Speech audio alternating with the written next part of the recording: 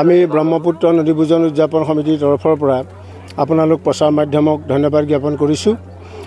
যেহেতু আপোনালোকে জানে যে মহাবাহু ব্ৰহ্মপুত্ৰৰ নিৰৱধি খহনীয়াৰ ফলত 1200 বৰ্গ কিলোমিটাৰ মাজুলী বৰ্তমান প্ৰায় 600 বৰ্গ কিলোমিটাৰ আছেগৈ। এই ক্ষেত্ৰত বিভাগীয়ভাৱে বা চৰকাৰীভাৱে খহনীয়া ৰোধৰ যে প্ৰচেষ্টা হাতত লোৱা নাই তেনে নহয়, চৰকাৰে বিভিন্ন ধৰণৰ প্ৰচেষ্টা হাতত লৈছে। তৎসত্ত্বেও আমি দেখিছোঁ যে আমি সফলতা লাভ কৰিবলৈ সক্ষম হোৱা নাই।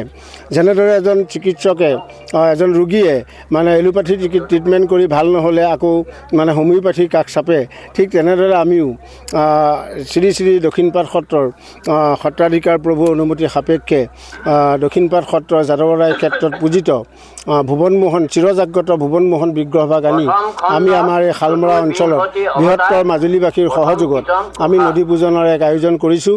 আমি আশা ৰাখিছোঁ যে ইয়াৰ আগতে ভুৱনমোহন বিগ্ৰহ নি যিবিলাক স্থানত নদী পূজন কৰা হৈছে সেই স্থানবিলাকত ইতিমধ্যে খহনীয়া ৰোধ হোৱা আমি দেখিবলৈ পাইছোঁ।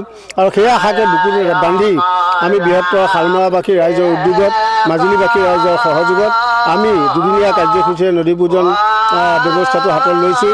আজি আমাৰ প্ৰথম দিনৰ কাৰ্যসূচী, এতিয়া আমাৰ চতুৰ্থ কাৰ্যসূচী কীৰ্তন পাঠ চলি আছে।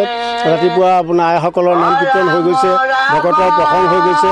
ইয়াৰ পিছতে আমি প্ৰাচীন চামগুৰি সত্ৰৰ ডেকা সত্ৰীয়া শ্ৰী শ্ৰী তাৰা মহন্ত প্ৰভুক আমি আনিছোঁ। তেখেতে আমাৰ নামযজ্ঞত অংশগ্ৰহণ কৰিব। আৰু কালিলৈ পুৱা আমি 7 বজাত বৃহত্তৰ শালমৰা অঞ্চলৰ পৰা এক সাংস্কৃতিক শোভাযাত্ৰাৰে দক্ষিণপাট সত্ৰলৈ গৈ সত্ৰৰ পৰা আমি মানে ভুৱনমোহন বিগ্ৰহভাগক আদৰি শালমৰালৈ লৈ আনিম।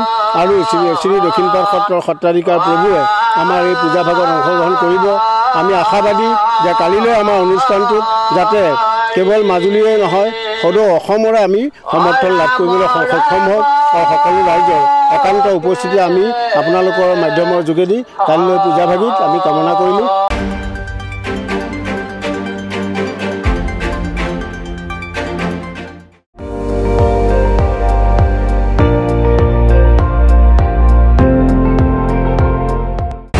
আপুনি চাই আছে ND24, সৰ্বশ্ৰেষ্ঠ নহয় সৰ্বোত্তমৰ দৌৰ।